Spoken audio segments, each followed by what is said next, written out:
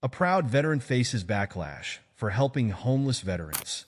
Henry Wallace had always been an early riser, but this morning he stood frozen at the edge of his driveway, staring at the shattered remnants of his mailbox. Among the debris lay a crumpled note with scrawled words, "Shut it down or else." His heart sank, not from fear, but from the bitter realization that the quiet hostility brewing in his small suburban community had escalated. This was no longer just angry whispers at neighborhood meetings. It had turned personal. Where are you watching this story from? Comment your location so we can see how far Henry's story reaches. And if you believe stories like his matter, hit subscribe to never miss a moment. The property Henry had inherited from his late wife was no longer the serene refuge it once was. It now housed 6 veterans, each of them struggling to regain their footing after years of homelessness. From his kitchen window, Henry watched as Malik, one of the newest residents, carried a tray of coffee to another veteran sitting on the porch. The gesture was simple, but to Henry, it embodied the very reason he had started this project. Yet, as the note in his hand reminded him, his mission wasn't welcomed by everyone. The signs of dissent had been subtle at first, a disapproving glance here, a curt comment there. But things escalated quickly after the local news aired a segment on Henry's housing initiative, framing it as a potential public safety issue.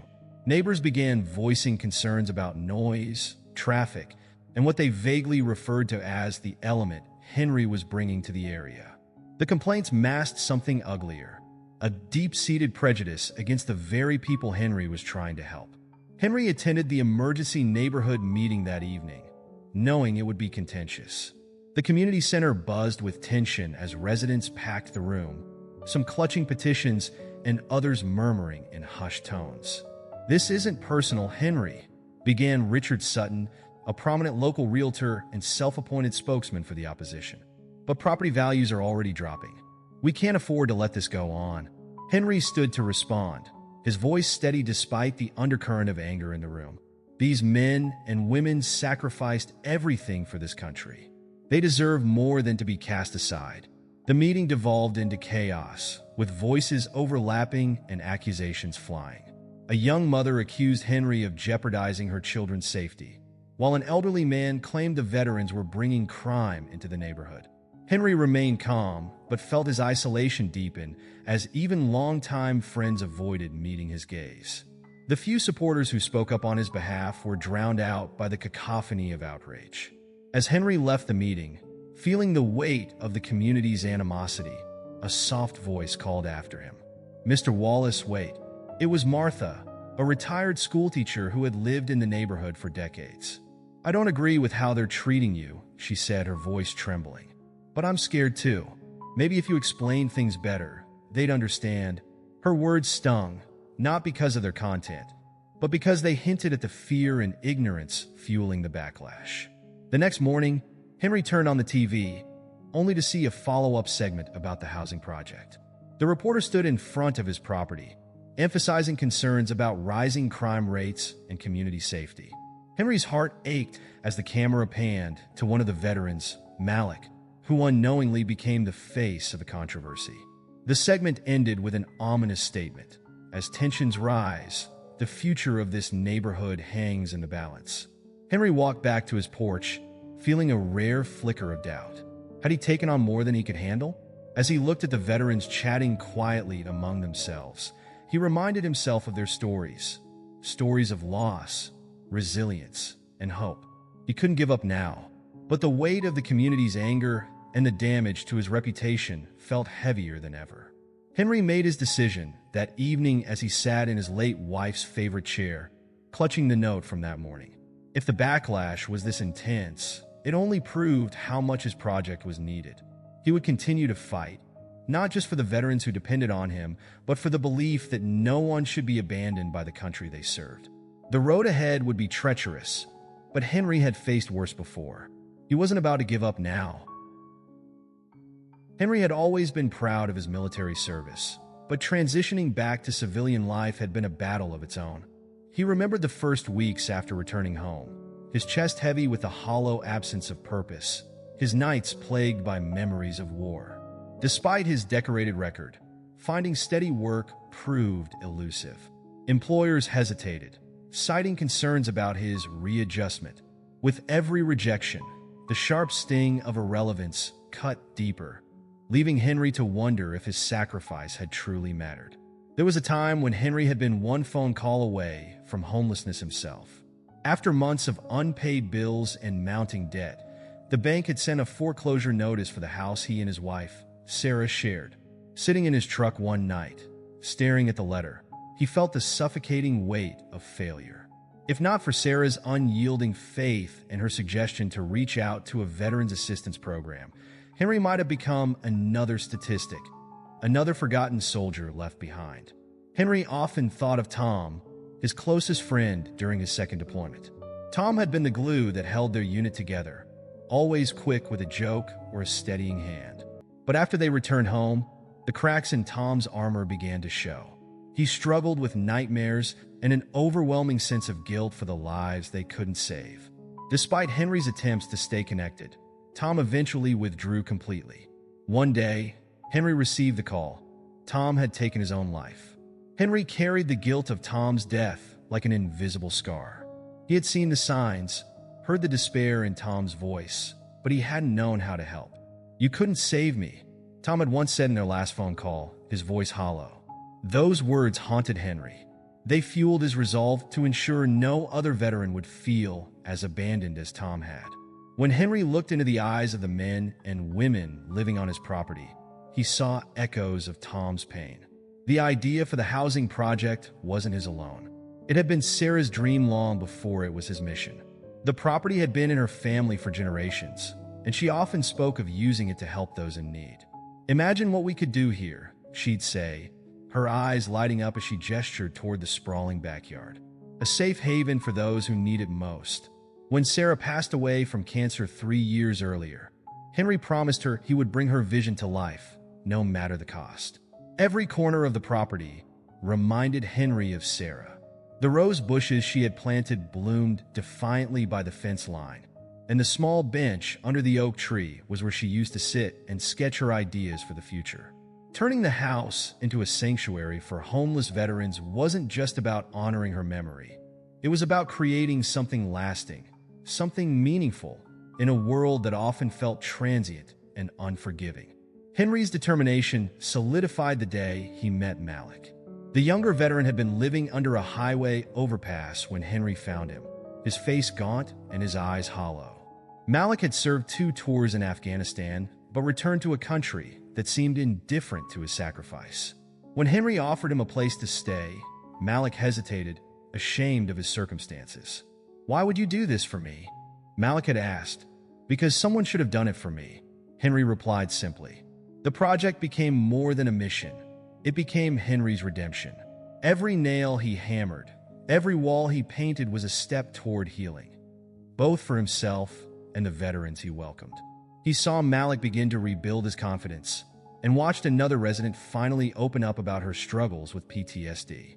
These small victories reminded Henry that the fight was worth it, even as the community's backlash threatened to tear it all down. Sitting on the porch one evening, Henry held Sarah's locket in his hand, tracing the inscription she had chosen, "For the Forgotten." The words felt heavier now than ever. The backlash was growing louder, the obstacles more daunting, but Henry made a silent vow. He would not fail the men and women under his care. He would not let Sarah's dream fade. This project wasn't just about helping veterans. It was about proving that compassion could triumph over fear. The knock at the door came early one morning, interrupting Henry's routine of coffee on the porch.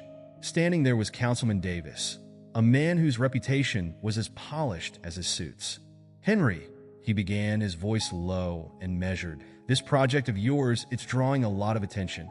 Davis leaned in slightly, his tone conspiratorial. "You're in violation of several zoning laws. If this goes to court, it won't end well. Have you considered selling the property? It might save you a lot of trouble." Henry stared at him, his jaw tightening. "This isn't just a project, Davis. It's a lifeline for people who've already been through hell." After Davis left, his words lingered like a stubborn fog. Henry had known there would be hurdles, but legal threats felt like a new level of opposition. He walked to the edge of the property, watching Malik and a few other residents work on repairing the roof of the old shed. They looked hopeful, even happy. Henry clenched his fists. Selling wasn't an option, but he couldn't shake the nagging fear. What if Davis was right? What if this fight was unwinnable? That evening, Henry attended a hastily organized neighborhood meeting at the community center. The room buzzed with tension as residents filled the chairs, their faces a mixture of anger and unease. "This is a safety issue," a man named Greg shouted, slamming his fist on the table. "We have kids playing outside, and now we're supposed to just accept strangers wandering around?" Others murmured in agreement, their eyes darting to Henry. "They're not strangers," Henry said firmly, rising to his feet. "They're veterans, people who serve this country, just like I did." Anna, a mother of 2 young children, stood hesitantly. Her voice trembled as she spoke. "I respect what you're trying to do, Henry, I really do. But I'm scared. My kids walk past your property every day. What if something happens? What if one of them?" She trailed off, her eyes filling with tears. Henry softened, his shoulders dropping. "Anna, I hear you," he said, his voice steady. "But these people aren't dangerous. They're broken, yes, but they're trying to heal. Just like any of us would if we were in their shoes." As the room grew quiet, an older woman in the back stood up. Martha, a retired teacher who had lived in the neighborhood for decades, cleared her throat. "I've been watching Henry work on that property for months," she said, "and I've seen something I haven't seen in a long time. Hope. I know some of you are scared, but fear shouldn't be what guides us. These veterans deserve a chance, and I, for one, think Henry's doing something worth supporting." Her words drew a mix of nods and scowls, but they planted a seed of doubt in the opposition. The next day, Henry found Anna waiting by the fence that separated their yards. She looked uneasy, her hands twisting nervously. "I'm sorry about last night," she said, avoiding his gaze. "I didn't mean to make it personal." Henry studied her for a moment before replying. "It's not personal, Anna. It's fear, and I get it, but fear doesn't fix anything." She sighed, her shoulders slumping. "You're braver than I am, Henry. I don't agree with everything, but I admire what you're trying to do." It wasn't an endorsement, but it was a start. A week later, Henry discovered a petition circulating through the neighborhood, calling for the city to shut down his project. It had over 100 signatures, including some from people he'd considered friends. He stared at the list in disbelief, his chest tightening. But then he noticed something else. A small but growing number of neighbors had refused to sign. Martha's name wasn't there, nor were a few others he recognized as longtime residents. Over time, small acts of support began to emerge. Martha stopped by with a basket of baked goods for the veterans. A young couple down the street offered to donate some spare building materials. Even Anna began to speak more kindly when she saw Henry outside. The opposition was still loud, but the cracks were becoming visible. For every angry voice at a meeting, there was now a quieter one expressing doubt or cautious support. As Henry walked the property that evening, he felt a flicker of hope. The opposition was fierce, but it wasn't absolute. He thought of Sarah's dream and the veterans who were slowly rebuilding their lives here. The fight wasn't over, not by a long shot, but Henry knew one thing for certain: he wouldn't back down. Not for the council, not for the petitioners, and certainly not for fear. Henry nearly dropped the hammer he was holding when he saw Emily's car pull into the driveway. The last time they'd spoken, 3 years ago, she had stormed out, accusing him of being too controlling and set in his ways. Now she was here, stepping out in her business suit, looking every bit the polished professional. "Saw you on the news," she said flatly, folding her arms. "Figured I'd come see what kind of mess you've gotten yourself into this time." Over coffee at the kitchen table, the air between them crackled with unresolved tension. "You're being reckless, Dad," Emily said, her voice sharp. "You're risking everything. Your home, your reputation, for people you don't even know." Henry set his mug down firmly. "I know enough. They're men and women who serve this country, just like me, and they deserve a chance." Emily sighed, rubbing her temples. "I'm not saying they don't, but you can't save everyone, and you can't do it alone." Henry looked at her, his expression softening. Then maybe you should stick around and help. Later that day, a beat-up truck pulled into the driveway, and Malik stepped out hesitantly. His clothes were worn, and his eyes darted nervously as if scanning for threats. Henry approached him with a warm handshake, but Malik flinched slightly before accepting it. "Welcome, Malik," Henry said. "This place is yours for as long as you need it." Malik nodded, his voice barely above a whisper. "Thanks, I just need a quiet place to think." Henry noticed Emily watching from the porch, her arms crossed and her expression skeptical. That night, Emily woke to the sound of shouting. Rushing outside, she found Henry trying to calm Malik, who was pacing the yard, clutching his head. "They're out there," Malik muttered, his voice trembling. "I can hear them. The explosions." Emily froze, unsure of what to do, but Henry stepped in with practiced calm. "Malik, it's okay," he said gently. "You're safe here. Just breathe." Slowly, Malik began to calm down. Emily watched her father, a mixture of awe and confusion washing over her. The next morning, Emily confronted her father. "This is what you're dealing with?" she asked, gesturing toward the yard where Malik sat quietly. "How do you expect to handle people like him without professional help?" Henry sighed, his eyes weary. "I'm not blind to the challenges, Emily, but they don't have anywhere else to go. If I don't help them, who will?" Emily didn't have an answer. Instead, she offered a compromise. "Fine, I'll stay for a bit, but only to make sure you don't burn the house down trying to play savior." Meanwhile, the opposition was gaining a new voice.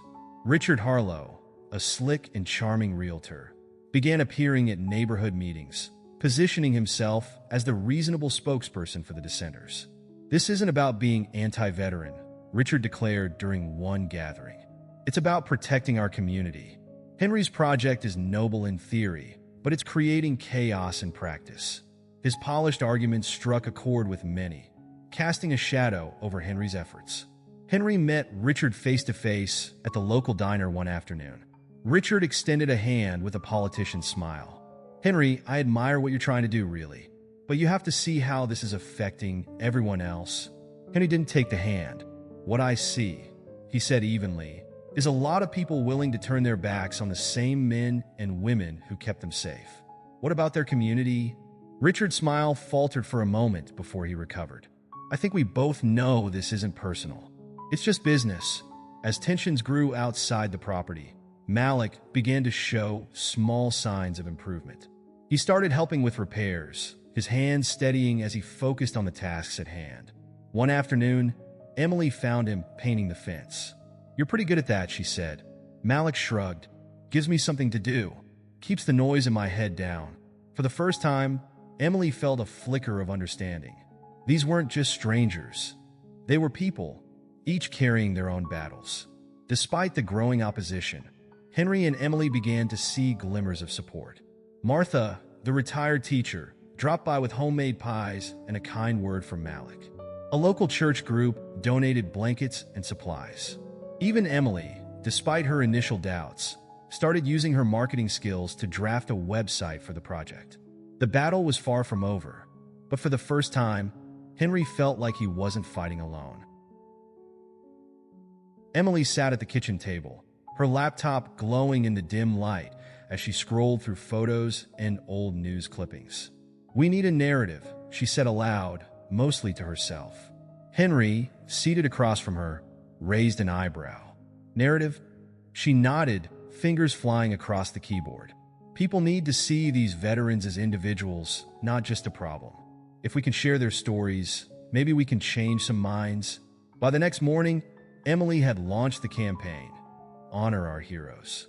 The website featured profiles of the veterans staying on Henry's property, accompanied by raw, heartfelt videos. Malik's story was the first to go live, a short clip of him speaking hesitantly about his battles with PTSD and homelessness. The video ended with him thanking Henry for giving him a chance to rebuild his life. Within hours, the post started gaining traction. Messages of support trickled in, some even offering donations. While the campaign drew positive attention online, it also fueled the fire locally. Richard wasted no time organizing a counter-narrative, claiming the campaign was manipulative. At a neighborhood gathering, he scoffed, it's easy to tell a sob story online. What they're not showing is the chaos these people are bringing to our community. His words elicited nods from the crowd, but a few neighbors seemed less convinced than before. The announcement of a town hall meeting to address the Henry Wallace situation sent tension soaring. Emily insisted Henry prepare a speech. "You need to make them understand, Dad, not just what you're doing, but why." Henry resisted at first, uncomfortable with the spotlight. But as Emily rehearsed his lines with him, he found his voice. "This isn't just about me," he said one evening, pacing the room. "It's about the promises we made to people who risked everything for us." The night of the town hall, the community center was packed. Richard took the floor first, delivering a polished argument about safety, property values, and unforeseen consequences. The applause he received was loud, but not unanimous. When Henry finally stood to speak, the room fell uncomfortably silent. He gripped the podium tightly, his voice steady despite the knots in his stomach. "I understand your concerns," he began, "but let me ask you this. What kind of community do we want to be? One that turns its back on people in need, or one that stands together?"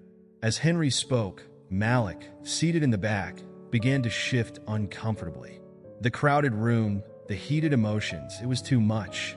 When a man in the audience interrupted Henry to shout, "These people are a danger to our kids," Malik snapped. He stood abruptly, his voice cracking. "I'm not a danger," he yelled, his hands trembling. "I fought for this country, just like Henry, and I lost everything because of it." The room erupted in murmurs, some shocked, others visibly uncomfortable. Malik's outburst ended with him storming out, leaving an eerie silence behind. The incident became the centerpiece of the evening. While some attendees used Malik's breakdown as proof of their fears, others, particularly Martha, spoke out in his defense. "These men and women have seen things we can't imagine," she said, her voice quivering. "If Henry can offer them peace, shouldn't we support that?" Her words were met with hesitant applause, marking the first time any public sentiment had openly swayed in Henry's favor. The following day, local news outlets picked up on the story, framing it as a battle between a veteran's mission and a divided community. Clips of Henry's speech and Malik's emotional outburst went viral, attracting national attention. Donations poured into the Honor Our Heroes campaign, but so did the criticism. Richard seized the opportunity to double down on his stance, but Emily saw the attention as a chance to escalate their fight. "This isn't just a local issue anymore," she told Henry. "People across the country are watching." Amid the chaos, Henry found himself receiving quiet words of encouragement from unlikely sources. Anna, the once hostile neighbor, approached him after the meeting. "I'm still scared," she admitted, "but maybe you're right. Maybe we do need to try harder." Malik, ashamed of his outburst, returned to the property the next morning, muttering an apology. "I'll do better," he promised. Henry placed a reassuring hand on his shoulder. "You're already doing better, Malik." Despite the challenges, the tides were slowly beginning to turn. Late one night, Emily sat in the dim glow of her laptop, sifting through public records and property filings. Determined to understand Richard's relentless opposition, she followed a hunch and dug deeper. Her breath caught when she stumbled upon a series of documents linking Richard to a real estate development company. The paperwork detailed plans for a luxury housing project, one that could only proceed if Henry's land was sold and rezoned. Emily's hands trembled as she stared at the screen, the pieces finally falling into place. The deeper Emily dove, the clearer Richard's motives became. The proposed development promised millions in profits, but only if Henry's property was vacated. Emails leaked through public records hinted at underhanded tactics, complaints fabricated to pressure Henry into selling. She printed the documents and hurried to Henry, her mind racing. "He's not just worried about property values," she said, handing him the evidence. "He's trying to force you out so he can cash in." Henry stared at the documents, his weathered face lined with disbelief. "I knew he had an angle," he murmured, "but this is lower than I thought." Emily pressed him. "We have to go public with this. If people know the truth, it'll change everything." Henry hesitated, his strong moral code grappling with the idea of exposing Richard so publicly. "I'll think about it," he said finally, though his jaw tightened with quiet resolve. The next day, Henry confronted Richard during an impromptu meeting in front of several neighbors. "I know what you're really after," Henry said, his voice steady but laced with anger. Richard, caught off guard, feigned ignorance. "What are you talking about?"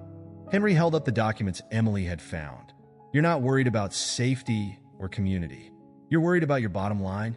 Richard's face flushed red. "You think these people belong here?" he snapped, gesturing toward the veterans' housing. "They're nothing but a drain on this town." His words hung in the air, the veneer of concern shattered. News of the confrontation spread quickly, bolstered by Emily's decision to leak Richard's ties to the developers online. While some residents doubled down on their opposition, others began to waver. "I don't like how he's gone about this," Anna admitted to her neighbor, Martha. "Maybe Henry's not the bad guy here after all." The once unified front against Henry's project started to fracture, creating an opening for change. Amid the turmoil, Malik found himself facing his own test of character. Walking back from a job interview, he noticed a young child chasing a ball into the street as a car sped toward them.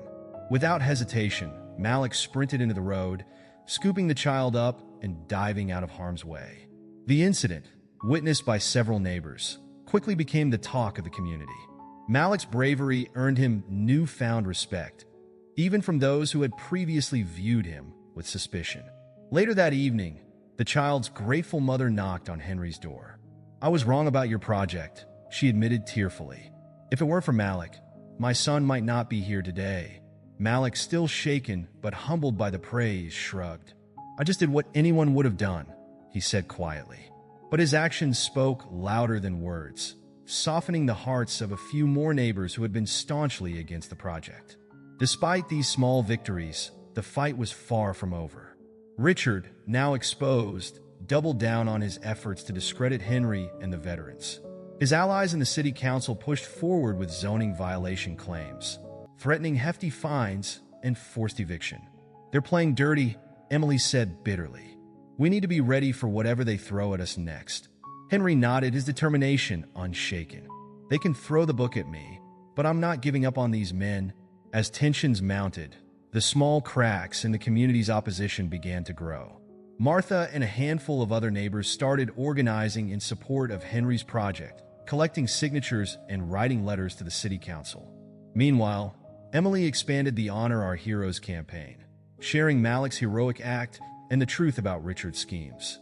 The tide was beginning to shift, but the storm brewing on the horizon promised that the battle was far from over. The city council chamber buzzed with tension as residents packed the room. It was standing room only, with dozens of opponents clutching signs and supporters whispering among themselves. Henry sat quietly, his face calm, but his hands clasped tightly together. Emily, however, stood at the podium, her voice steady but sharp. "This isn't just about zoning," she began, holding up the document she'd uncovered. "It's about corruption, greed, and betrayal of the very values this community claims to hold dear." Emily's presentation was methodical, leaving no room for doubt. She displayed emails between Richard and the developers, plans for a luxury housing project that hinged on Henry's property, and records of donations made to council members involved in the zoning complaints. The room fell silent as the truth sank in. Gasps erupted as Emily revealed Richard's financial ties, and murmurs grew into an uproar. "You're a fraud," someone shouted. Richard shifted in his seat, his carefully constructed mask cracking under the weight of the evidence. Richard attempted to recover, rising to address the council. "This is a smear campaign," he barked, his voice trembling with anger. "I've done nothing illegal. I'm protecting this community from a project that will ruin our property values." But the council members were no longer listening. The damning documents spoke louder than his words, and even his staunchest allies began to edge away. "I trusted you, Richard," one neighbor muttered, shaking their head.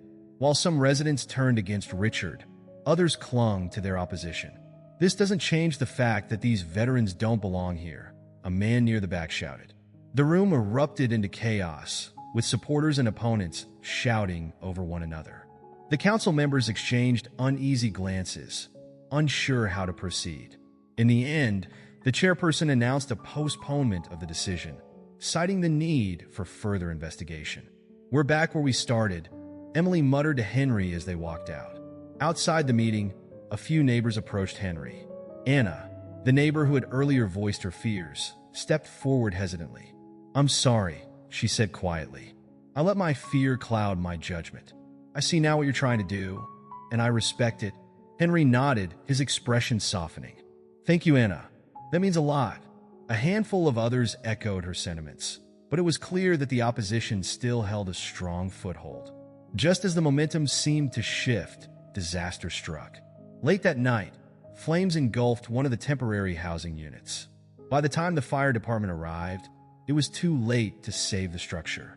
Malik and 2 other veterans had managed to escape unharmed, but months of hard work were reduced to ash. Emily stood with Henry in the smoky aftermath, tears streaming down her face. "This wasn't an accident," she whispered. "Someone did this on purpose." The arson shook Henry to his core. Standing amid the charred remains, he felt a wave of exhaustion he hadn't experienced since his days in combat. "Maybe they're right," he said softly, his voice breaking. "Maybe this is too much for one man to take on." Emily grabbed his arm. "No, Dad. That's exactly what they want. If you give up now, they win." But Henry's shoulders sagged under the weight of the burden he carried. The fire sent shockwaves through the neighborhood, deepening the divide.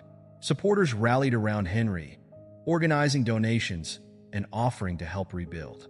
Opponents, however, used the incident to fuel their arguments. "This is what happens when you bring dangerous people into our community," Richard said in a televised interview, seizing the opportunity to further his agenda. The narrative began to spiral, threatening to undo the progress Emily and Henry had fought so hard to achieve. Despite his doubts, Henry found himself surrounded by those who refused to let him give up. Malik, still shaken but determined, stepped forward. "You gave me a chance when no one else would," he said. "Now it's my turn to stand with you." Emily, too, refused to back down. "This isn't just about you, Dad. It's about all the people who need this place. We can't let fear and hate win." Slowly, Henry nodded, the flicker of determination returning to his eyes. "Then we rebuild," he said quietly. "No matter what it takes." The courtroom was packed, the air thick with anticipation as the judge prepared to deliver the ruling. Henry sat at the plaintiff's table with Emily and his lawyer, his heart pounding in his chest. Across the aisle, Richard stared ahead, his face a mask of defiance. The weeks since the fire had been a whirlwind of legal battles and public outcry, and now it all came down to this moment. "The court finds in favor of Mr. Henry Wallace," the judge finally announced. A collective gasp rippled through the room, followed by murmurs of approval and outrage. Relief washed over Henry as the words sank in, but it was tempered by the lingering pain of the fire and the community's deep divisions. "This is a win, Dad," Emily whispered, squeezing his hand. "But it's not the end." Henry nodded, his gaze drifting to the small group of supporters in the courtroom. Their applause was muted, as if they, too, understood that the victory came at a steep price. Outside the courthouse, reporters swarmed Richard, demanding answers about the evidence of his corruption. His attempts to deflect only fueled the frenzy.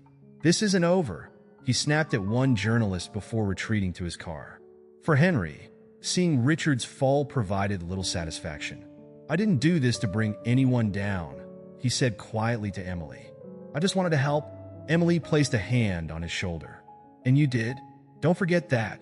Back at the property, the sight of the charred remains of the housing unit was a sobering reminder of the challenges ahead. But the victory in court sparked a renewed sense of purpose among Henry's supporters.